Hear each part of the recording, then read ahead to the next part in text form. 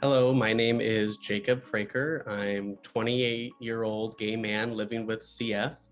I live in Sacramento, California. I am currently the Senate consultant for the LGBTQ caucus in the state capitol, working out of the office of Senator Susan Eggman. Hi, I'm Julie Desch. I'm 60 years old and I have CF, of course. I'm retired. In a former life, I was a surgical pathologist.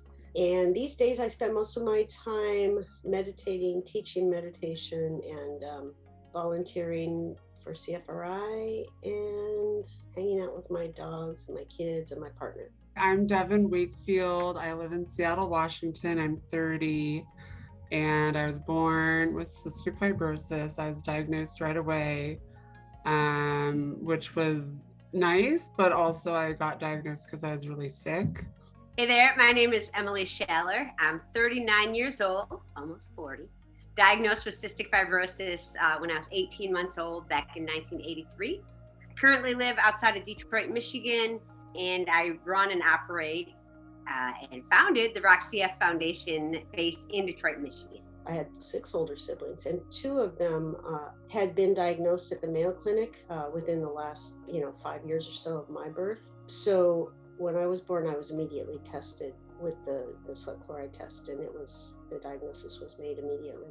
I was lucky that my mom specifically requested that I be tested after my older brother, who was tested through the SALT test just a few years after me.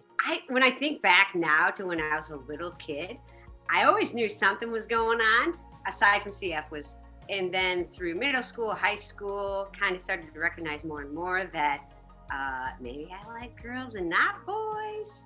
I think I always knew I was gay, but I grew up in Nebraska in the 60s and 70s. And that was just not even a possibility in my mind. I probably first consciously knew I was gay probably in 3rd grade, but I probably didn't have words for it until probably 8th grade or high school, when I really started to realize, oh, right, this is a thing, right? Being gay is a thing. And at the time, it was a very bad thing. I have an uncle who's gay and grew up surrounded by teachers and counselors who are gay. So I was around a supportive group of people, but really didn't come to the front of my mind, the top of my mind, until after high school, right? And always tried to suppress it because I thought that was what was supposed to be. I had a boyfriend, and then I had another boyfriend, and then I got married, and then I moved to California, went to medical school. My perspective on life broadened in so many ways. It's like you can't even put it into words. And at about 29, it dawned on me, oh God, I'm gay and I'm married to a man. So I came out spring break of freshman year at college. I came home, was like, hi, I'm gay. And I guess people weren't expecting that. My mom was like, is this a joke? I was like, no. She's like, oh. I finally came out after the Supreme Court struck down DOMA, right? So once I knew President Obama, one of my heroes, was behind this, and the Supreme Court said it was okay, I was like, oh, okay, cool. Now I can say it. And so I think the first time I ever came out to anybody would have been my high school biology teacher, Mrs. Mundy. I had a crush on a boy, right? A very much an unrequited love story that many of us can certainly relate to. It was a really rough time, but having that final clarification from the Supreme Court kind of gave me the green light, which is so stupid because again, I was surrounded my whole life with people who were in the community. So I told the president first, didn't hear back yet. So if you're watching, Barack, hit me back. And then my best friend, 7 years ago, we were out with she and her boyfriend, and I told them, okay, yeah, all right. And then finally went up north with my parents, and we were at a brewery, and we're talking and talking. I'm just like, I'm gay. And they're like, yeah, we thought so. I'm like, okay, cool. But they've been extremely supportive through the whole process, and couldn't have gone better, I guess, because you hear so many horror stories and just really sad stories. But I have the support of all my friends and family, I think, and so far, so good. I couldn't even talk about the pain that I was feeling, having feelings for somebody that I certainly couldn't tell them, not just because they might not have the same feelings towards me, but I could suffer physical violence. I could lose that friendship. I would out myself, right, to the world just by expressing feelings towards another individual. And I remember, I don't know, Miss Monday was just a very accepting teacher for queer people. It's usually our English teachers, but for me, it was my biology teacher. And I remember just sitting in her office and breaking down. But I would not officially come out as a gay man until I was 23. When I had the realization, I was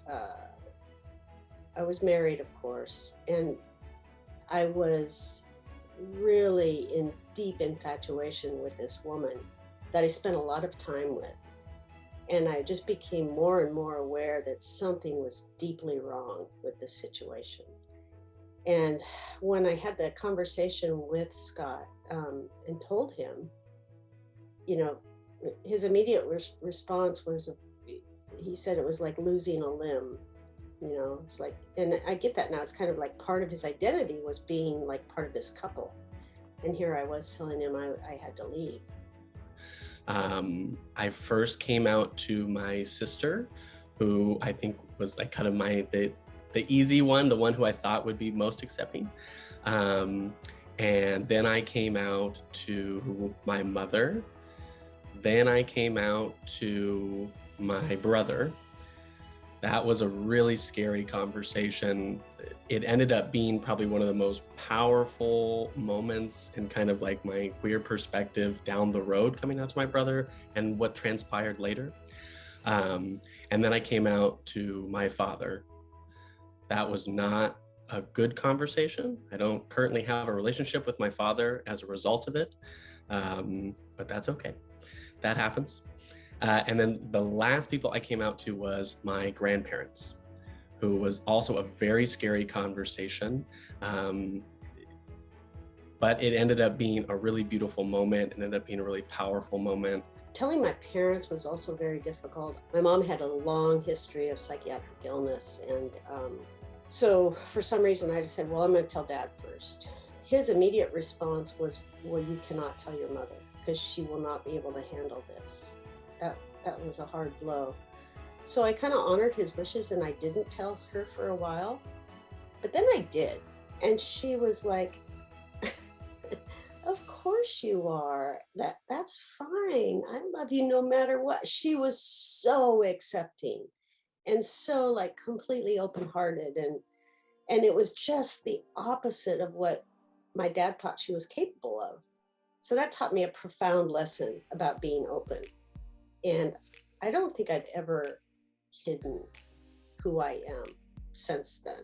It was like my mom just like gave me the confidence, you know, that the people who really love you don't care. So the people who weren't very accepting, I just stopped hanging out with, like, why bother? So I don't know if they would have. I was just like, well, okay, I'll make better friends. You know, so it worked out, you know, and I feel like my friend group now is way cooler than they were. So, you know, it, like I said, it worked out. They kind of did a favor. Like, so it's really interesting to talk to my gang of friends that I grew up with, because you know, I moved out to Stanford to go to school, and they continued. Most of them kind of stayed back in the Midwest, and they kind of started this yearly sort of reunion thing, and they got together a fair amount, but I was kind of, you know, away, so I wasn't part of that, and I was an outsider, sort of. in my own mind. I don't think they thought of me that way, but so when this happened, when I came out, I decided, well, I'm gonna have to write them a letter. And they were all just like, of course you are, Julie. It's like nobody had a second, like not even an ear perked up, like, really? That was a really scary process, just because, you're entering a whole new community. It's a whole new world. And it's a whole new you, right? I knew straight Jacob. I knew how he would respond to things. I knew his lexicon and his vocabulary and his responses, but I didn't know gay Jacob. And I didn't know how to engage with people in so many ways. And so it was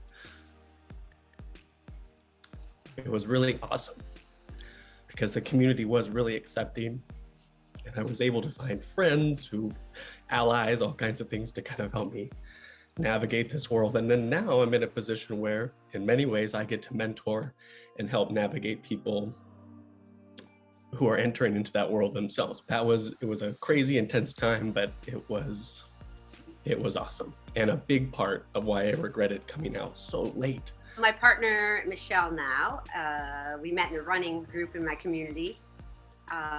She's actually a physician and surgeon and was a respiratory therapist before her current career. So the unique thing about Barb is that she's a physician herself.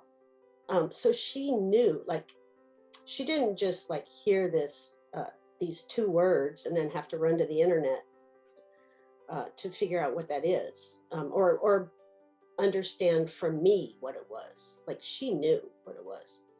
She knew about CF. She knew I had CF. Basically, anybody who runs in Southeast Michigan and they know me know I have CF, so it's no secret. So it really was a natural just fit and progression.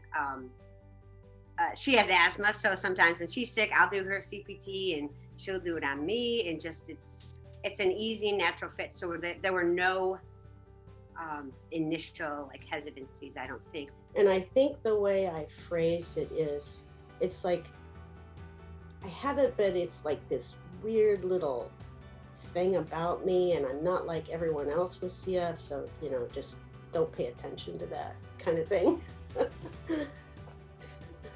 And she bought it. My current partner is really incredible in terms of his ability to be compassionate, supportive, which is something that it's always really intense when you find somebody who embraces every aspect of who you are. He lost his mother in a few years ago to cancer. He was her caretaker in her final months and final moments. And so he got it. He was like, I know what it's like. I try to present myself. I don't even try. It just happens. Like smiley, happy, courteous, empathetic to people, right? And if you can't get past that because of who I am, well, that's on you. But I hope not, I've had experienced any sort of like discrimination or anything in the medical field because of that. My doctor's super chill about it. He's cool. Yeah, everyone's been great, I think. Now don't make me second guess this and go back and think. And there's definitely been times that I have felt like my medical care could be better. I don't think it's really been due to homophobia, at least for me. I mean, I've been fortunate living on the West Coast that for me, it hasn't really played a big deal. Or had like a huge impact. That said, CF is complicated enough that even if people do care, they can still mess up.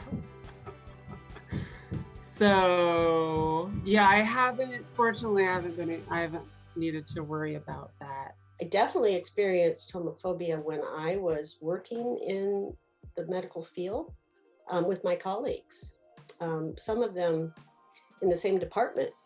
In fact, really, it would only happen with two people in my department. In San Francisco, of all places, where there was extreme homophobia.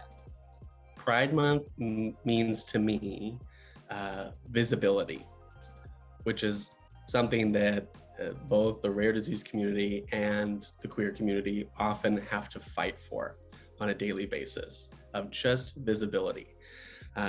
Often this is seen as a threat, right? From people who are outside, they go, why do they have to bring this up? Why do they get a whole month? Why do they do that? But that's because outside of this month, I am generally invisible. Pride Month is, it's a time to celebrate.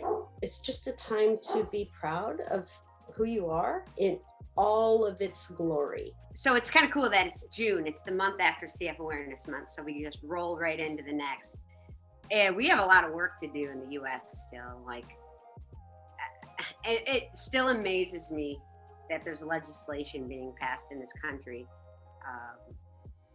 that works against humans. Like, who cares if you're gay or who you love, but people are trying to impose laws. Like, I could still be fired in Michigan for being gay if I didn't work for myself. So I'm not going to fire myself, but it's really amazing that there's so much hate still about for people just because of who they are and who they love. It'd be like, we hate you because you have CF. That wouldn't make sense, would it? But people can say we hate you because you're gay. Like, that's absolutely ridiculous. It's a lot of work to like advocate and explain very personal stuff to strangers in state legislatures or federal or anything like that. So yeah, you have to both celebrate what's happened, enjoy yourself, but also, you know, like recognize that there's a lot more to do and keep kicking butt. Pride Month allows us to tell stories like this, to tell our stories. So younger kids or even people my age or older who are still struggling with accepting who they are will be able to finally accept that. So from the other side of coming out, I can say that it was one of the most sort of profound experiences of being welcomed and accepted and known for who I really am. There is no one coming out story. There is no one way to do that. And it is often very important to acknowledge the context of an individual story. The reality is, in the world we live in, sometimes it is just not safe to be who you are. And, you know, how do you live authentically while also trying to simply survive? When I think about people who are afraid to come out or have waited forever because of the fear of family or friends, there's this quote that I heard somewhere, and it says, "Those that mind don't matter, and those that matter don't mind." So you don't have to rush, you don't have to go too hard at it, but when you do feel ready and you do want to come out, go for it, and best of luck to you. So when it's possible, find somewhere safe, reach out to organizations that are, you know, available there to help you. Obviously, there's more organizations now than ever to really kind of help navigate and direct you to safe places. Find those places, know that you are loved, know that you are wanted. And I don't know every gay person in America or in the world, but I love each and every one of them. And I am so excited for them to live their authentic life because it can be so, so powerful.